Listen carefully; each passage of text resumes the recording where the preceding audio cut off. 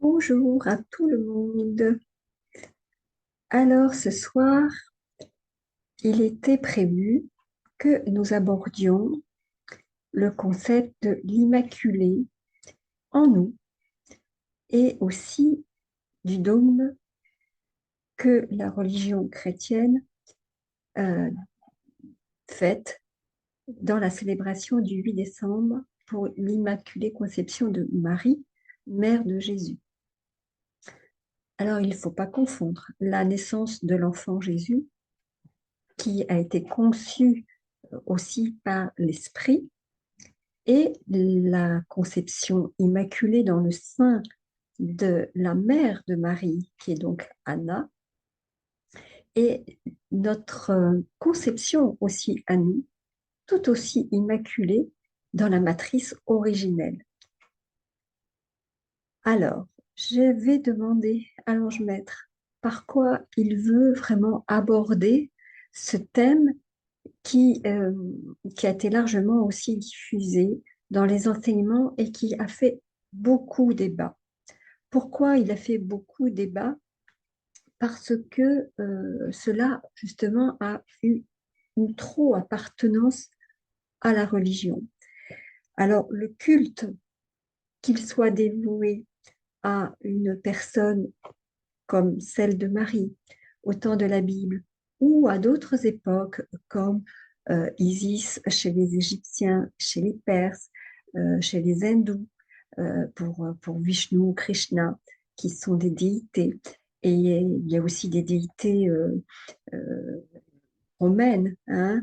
Si on reprend l'histoire et la manière dont on a sacralisé quelque part le féminin sacré, parce qu'il s'agit de cela, hein, l'ange maître m'a fait entendre un mot qui est donc toujours une résonance, hein. N'oublions pas que nous sommes en vibrance lorsque nous entrons dans l'enseignement spirituel, c'est-à-dire insufflé par la source divine, tout simplement, même si l'intermédiaire est l'ange maître qui arrive jusqu'à moi et au travers aussi, au travers vous qui écoutez, et il sait ce que vous pouvez entendre et ce que vous pouvez comprendre avec votre cœur, avec votre âme, pas avec votre mental, on le répète. Eh bien, il a prononcé un mot principiel. Donc, quand il parle du princeps, eh bien, il nous fait remonter donc à l'origine de toute chose, à la matrice originelle, à la coupe immaculée, d'où la source d'amour dans la contemplation, sous l'inspiration et sous le souffle de l'esprit. Alors, qu'est-ce qui a constitué cette manifestation qu'on appelle le souffle, hein, qui est souvent représenté, en tout cas le symbole, hein, de l'Esprit Saint pour la création? Eh bien, ça, je ne pourrais pas évidemment vous l'expliquer puisque c'est vraiment entrer dans le mystère de la création et même de la descente, hein, dans l'incarnation. Vous comprenez bien que c'est quand même un sujet avec de pauvres mots très difficiles à capter quelque part. Mais ce qu'il faut entendre, c'est que dans l'archétype, qui est en somme le principe masculin et féminin de la source, qui étant dans, dans le principe de la fécondation, alors comment cela fait-il que ce soit fécond et que cela, de ce un, on fait un tout, hein, puisque c'est aussi notre rapport à l'unité? Eh bien, ça, on préfère dire que c'est un mystère, mais en fait, cela, évidemment, a un sens. Je ne suis pas habilitée à vous donner non seulement la réflexion, toute la méditation et toute la connaissance justement qui est en rapport avec cela, simplement qu'il s'agit d'équilibrer, hein, notre féminin, notre masculin sacré pour que l'œuvre immaculée, c'est-à-dire l'homme fait à l'image de Dieu, c'est-à-dire qui n'est pas séparé de sa source, hein, contrairement à ce que l'on entend traditionnellement dans la religion, entre autres chrétienne, qui exprime le péché originel, dans la source d'amour, il n'y a pas de péché, il n'y a pas de tentation, il n'y a pas de séparation, il n'y a pas de tâche, il n'y a pas de souillure, puisque tout est lumière, vie, amour, blancheur, justement, hein, étincelante. Donc, il ne peut pas y avoir, à part lorsque l'âme a décidé dans son périple de faire l'expérience de d'autre chose que de sa source divine, en s'incarnant et en prenant forme, en fait, hein, que ce soit dans la chair ou que ce soit dans d'autres formes d'existence, eh bien, c'est l'impulsion est pure. Elle n'est pas, euh, on va dire, menée ou déclenchée par une souillure quelconque. C'est un désir. Alors le corps des désirs, il fait débat, bien sûr, mais dans son désir d'exprimer et de voyager quelque part en dehors de cette dimension et de cette source d'Éden, hein, où tout est dans l'harmonie parfaite, eh bien, euh, l'homme, dans la Kabbale même, est appelé l'Adam, le fameux Adam, hein, est appelé dans la Kabbale l'Adam Kadmon. Pour ceux qui connaissent la Kabbale, eh bien, c'est de la même chose dont nous parlons.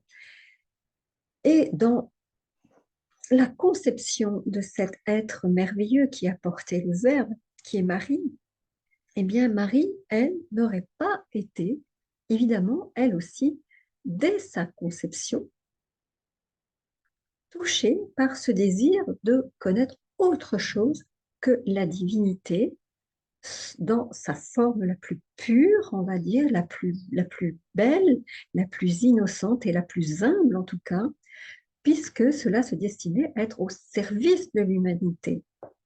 Et il en sera toujours ainsi jusqu'à la fin de ces mondes où justement le principe après de dualité est rentré avec des puissances et des cultes qui se sont vraiment éloignés de cette pureté de l'être et de cette unité de l'être, pardon, qui a fait des expériences, je ne pourrais même pas dire contraire, une volonté de symboliser aussi dans la matière des formes d'existence qui n'ont pas été au service de la divinité, donc c'est-à-dire de la source d'amour, tout simplement. Alors l'ange maître aussi m'a fait entendre la, la résonance avec laquelle nous devons prendre conscience du mot mater et matière, vous voyez, dans les vibrations. C'est la même racine. Et lorsqu'il dit cela, cette analogie, vous voyez, il parle de mots clés, parce que les clés, ce sont toujours des outils de compréhension. Et cette mère humaine qui a enfanté son enfant, comme toutes les mères humaines qui enfantent un enfant, eh bien, c'est une forme, je ne dirais pas de réplique, même si j'entends que c'est comme un exercice qui n'est pas encore abouti, puisque la conscience n'est pas complètement délivrée et éveillée de toutes ses limitations, on en a souvent parlé. Cette mère divine, cet accouchement dans la matière, eh bien, c'est l'acte de mettre au monde l'évolution des peuples quelque part. Hein. N'oublions pas que la Terre évolue en même temps que nous. Elle aussi est une matrice nourricière, hein, et que dans son monde souterrain et utérin, elle crée et elle développe justement des corps de plus en plus révélés pour retourner justement à la source première, hein, dans cet archétype primordial aussi. Hein, ce sont souvent des termes qui sont utilisés en ésotérisme, mais pourtant il n'y a rien de secret là-dedans pour le compte. Là, on lève le voile, voyez-vous, puisque l'on va donner naissance à un être de lumière hein, et c'est toutes nos cellules, justement, qui sont appelées à vivre cette révolution quelque part pour pouvoir germer et ensemencer de plus en plus la nature divine dans ce monde et dans les autres mondes aussi. Alors, cette force féminine, elle permet la réalisation des âmes dans la matière. C'est quand même cela qu'il faut entendre dans la conception immaculée. Parce que sans la force féminine, l'esprit ne peut que épouser la matière mère. Si cette force féminine n'était pas créée, il n'y aurait pas de naissance, tout simplement, de naissance dans ce monde. Alors dans les autres mondes, évidemment, la question ne se pose pas puisque c'est unifié et que le mode de création et les naissances ne se font pas justement du tout de la même manière et dans le même principe que j'entends le désordre qui est la descente de l'âme dans l'incarnation. Alors, voyez, dans l'ordonnance et dans le désordre, il y a quelque chose qu'il faut entendre. C'est très curieux d'ailleurs, cette vibrance que je viens de recevoir, parce que, évidemment, on dit que le monde est né d'un chaos, hein, même d'un Big Bang, etc.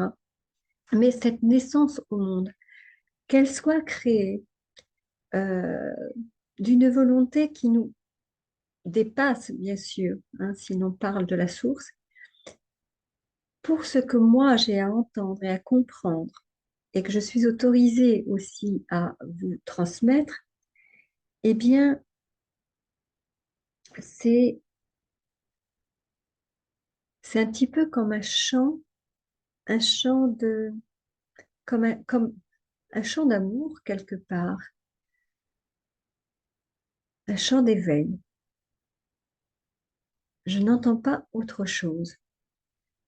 Et pour que cela fasse corps et pour que cela fasse sens, j'entends que la mission des âmes est toujours destinée à retourner et à regarder dans ce regard intérieur et extérieur vers cette étoile qui est un beau symbole dont nous parlerons aussi, qui est aussi le signe, hein, le signe qui a été donné par les messagers célestes pour que nous puissions reconnaître dans la nuit quelque part qui a annoncé cette splendide aurore, cette splendide naissance, ce monde nouveau, cet être nouveau qui est né pour éclairer le monde. N'oublions pas que c'est quand même cela, hein.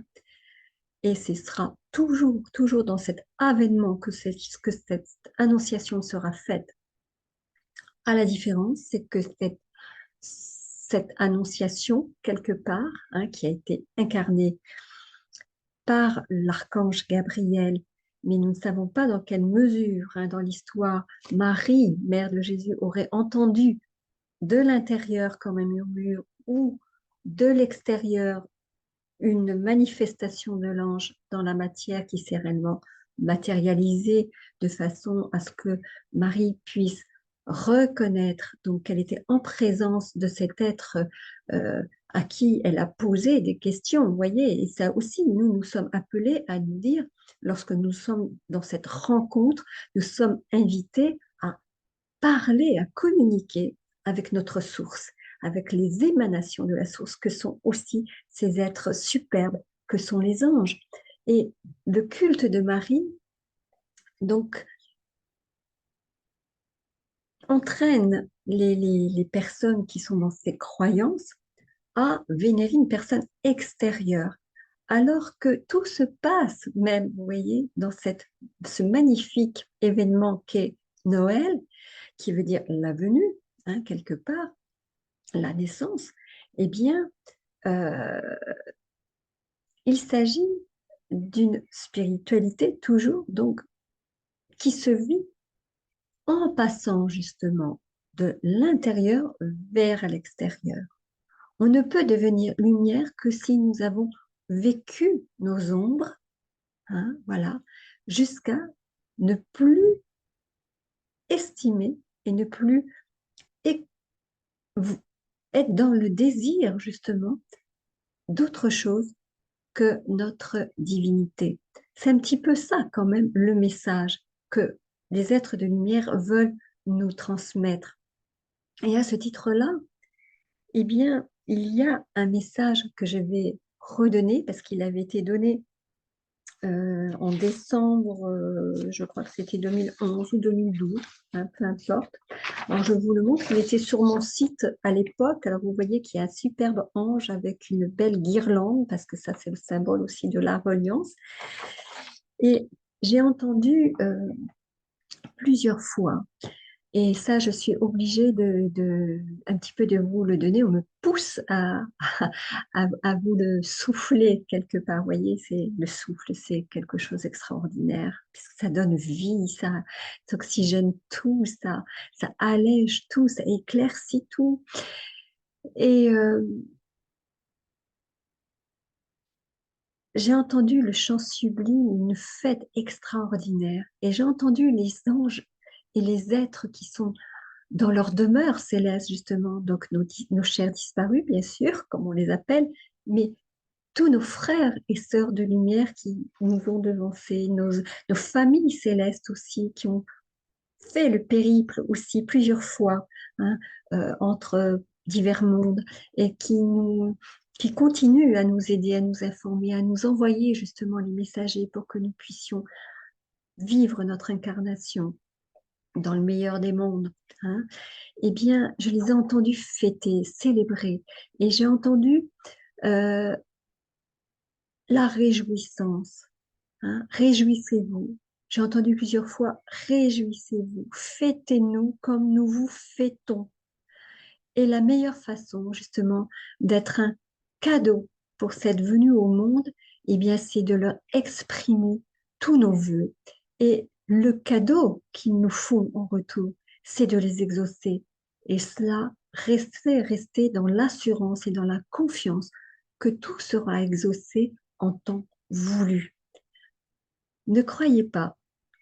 De l'autre côté, rien ne se perd.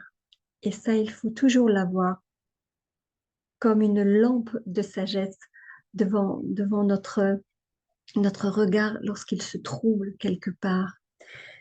Alors, je vais vous retransmettre ce message qui s'appelle les pensées sublimes, et ce sont les anges qui parlent. Créatures harmonieuses qui se meuvent comme des papillons colorés autour de nous.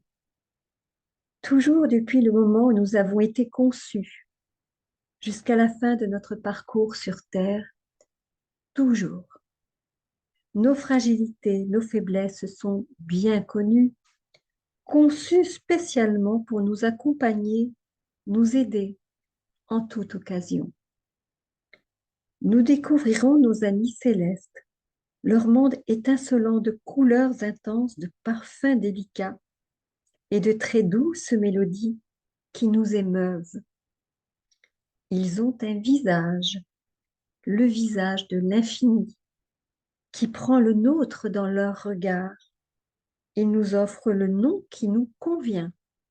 Ils sont heureux que nous les nommions comme notre cœur le ressent. La certitude de leur présence est le plus beau cadeau que l'on puisse leur offrir.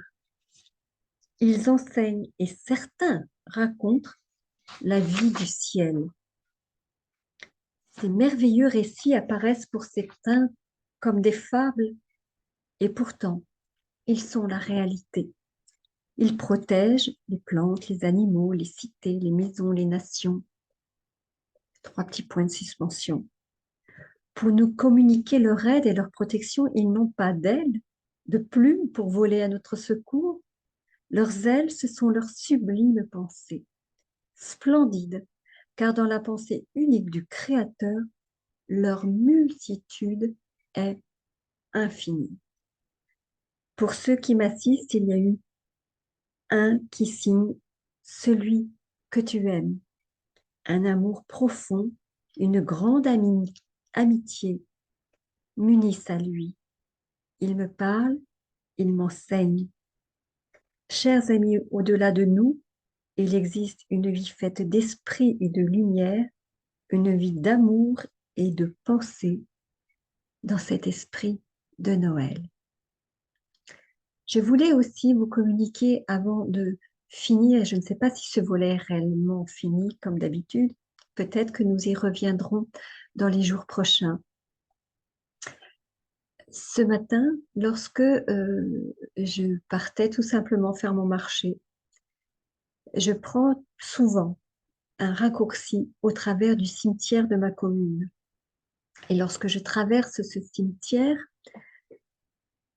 pour moi, ce n'est jamais un endroit désolant et triste. Au contraire, quand je rentre dans le cimetière, je m'adresse à tout le monde. Il y en a qui sont là, il y en a qui ne sont pas là. Et je m'adresse surtout aux anges consolateurs qui sont là et qui veillent sur l'esprit, sur le corps et sur les familles qui, bien souvent, ont du mal à quitter cet endroit. Et il y a une tombe pourtant que j'ai l'habitude de voir. Et là, j'ai entendu quelques mètres avant d'arriver juste devant cette tombe, j'ai entendu une voix m'appeler pour que je me mette bien en face de cette tombe. Et sur cette tombe, il y a un ange merveilleux qui est sculpté. C'est une grande stèle avec un grand ange qui s'appuie et qui réconforte justement la personne qui a été déposée ici, dans ce tombeau. Et il y a une jeune femme qui a été enterrée là et qui est en photo, adolescente, alors qu'elle est décédée vers une quarantaine d'années à peu près, d'après la date qu'il y a marquée sur la stèle. Et j'ai entendu, ils me pleurent encore trop souvent à Noël. Alors prie pour moi, prie pour eux. Alors, c'est un peu une supplique pour cette âme, pour ces familles qui à Noël ont toujours évidemment un grand vide quelque part pour celui qui n'est plus présent de la même manière pour fêter cet anniversaire. Hein, n'oublions pas que quand nous fêtons un anniversaire, c'est une naissance, qu'il soit dans ce monde ou qu'il soit dans l'autre monde. Hein. Et cette âme, vous voyez, a encore besoin de prière. Elle est décédée en 1996, donc vous voyez, ça fait quand même longtemps. Et je sais qu'il y a beaucoup, beaucoup, beaucoup encore de familles qui ont besoin, dans ce monde et dans l'autre monde, des prières des médiums et des uns et des autres. Donc, vous ici, qui écoutez, qui entendez, ou qui sont concernés aussi par ces deuils au moment de la nativité, surtout, surtout, surtout, n'oubliez pas que vos aimés, eux, ne sont pas tristes, ils sont fêtés. Et ils fêtent cette entrée dans la lumière. Hein. Ils fêtent toutes les naissances, absolument toutes. Alors, ne soyez pas tristes, s'il vous plaît. Aimez, continuez à aimer cette fête comme les autres. Pour celui qui vous a mis, pour celui qui a traversé aussi cette vie avec vous. Peu importe le temps, peu importe l'espace, le lien est éternel. L'amour est éternel, il brille et il donne vie. Voilà le message aussi que l'on voulait que je vous adresse ce soir. Alors pour tous ceux qui nous rejoignent, peut-être pour la première fois, n'oubliez pas, si vous le souhaitez, si vous avez apprécié cet espace, de cliquer sur le petit pouce pour que le logarithme justement de YouTube puisse diffuser au plus grand nombre et reconnaissent, si vous voulez, par les mots-clés, à qui s'adresse justement cette forme de message et de spiritualité que l'ange maître désire faire évoluer, voilà, au travers de ces petits entretiens. Et il vous donnera chaque fois des messages aussi pour euh, conserver avec lui et avec vous ce lien qui est profond et d'une très grande tendresse et d'une très belle amitié, puisque nos anges sont nos plus grands amis, n'oublions pas. Hein. N'oublions pas que c'est un lien d'amitié, il l'a dit dans le message des êtres splendides. Hein. Donc, si vous appréciez cet espace, abonnez-vous si vous le désirez, si vous êtes vraiment en vibrance, si vous entendez cela hein, du fond de votre cœur. Alors, j'espère que vous aurez l'élan de partager, de communiquer, de commenter, peut-être. Hein, je le souhaite aussi profondément. Je vous remercie de votre belle présence. de votre écoute, de votre soutien pour ceux qui déjà soutiennent cette chaîne. Je vous dis à très bientôt, une très belle soirée et tous ensemble dans l'unité. Fêtons Marie, bien sûr. N'oublions pas cette mère divine. Fêtons tout le féminin sacré. Fêtons tous les enfants qui sont en gestation, tous ceux qui vont naître dans ce monde et dans l'autre.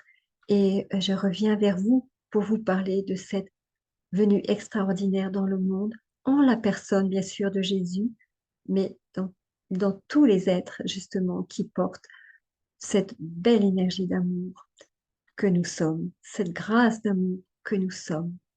À très vite et merci